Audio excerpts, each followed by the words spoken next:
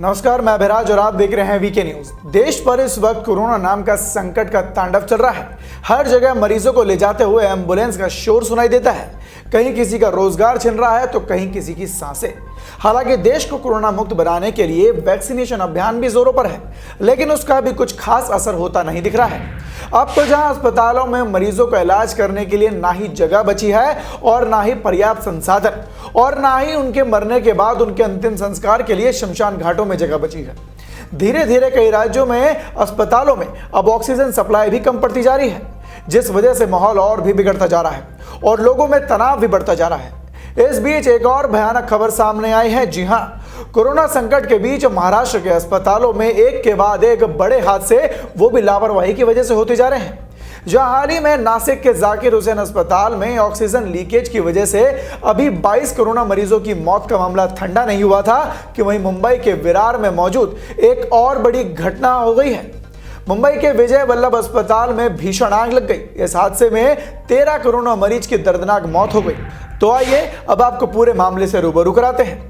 दरअसल मुंबई के विरार स्थित विजय वल्लभ अस्पताल में शुक्रवार तड़के आग लगने से कोविड के 13 मरीजों की जलकर मौत हो गई।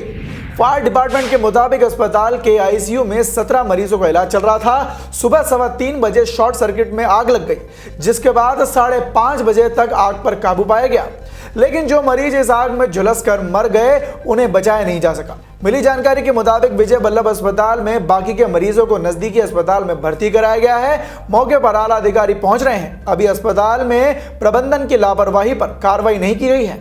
आपको बता दें कि मुख्यमंत्री उद्धव ठाकरे ने जांच के आदेश तक दे दिए हैं। हालांकि आपको बता दें कि ये कोई पहला मामला नहीं है। इससे पहले नासिक के जाकिर हुसैन अस्पताल में ऑक्सीजन टैंक के लीक होने की वजह से 22 कोरोना मरीजों की मौत हो गई थी। ऑक्सीजन टैंक में लीकेज की वजह से अस्पताल में ऑक्सीजन की सप्लाई ठप पड़ गई थी।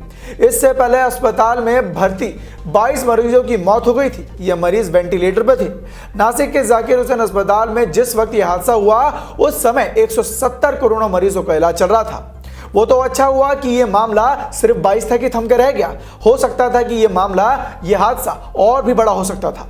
हादसे के बाद मुख्यमंत्री उद्धव ठाकरे ने मामले की उच्च स्तरीय जांच के आदेश दिए और साथ ही लापरवाह अधिकारियों पर सख्त से सख्त एक्शन लेने के निर्देश भी दिए गए हैं। इसके साथ ही मुख्यमंत्री ने हादसे में मारे गए लोगों के परिजनों को 5-5 लाख रुपए दिए जाने का ऐलान भी किया था।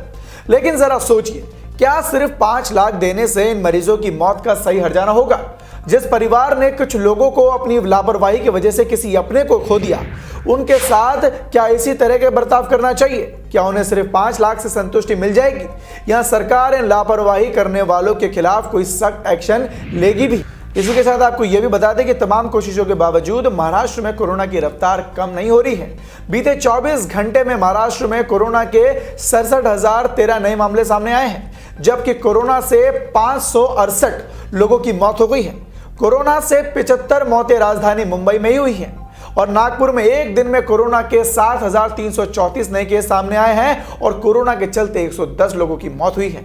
इस खबर में फिलहाल के लिए सिर्फ इतना ही। देश और दुनिया की ऐसी ताजा तमाम खबरों से जुड़े रहने के लिए देखते रहें वीके न्यूज। धन्यवाद।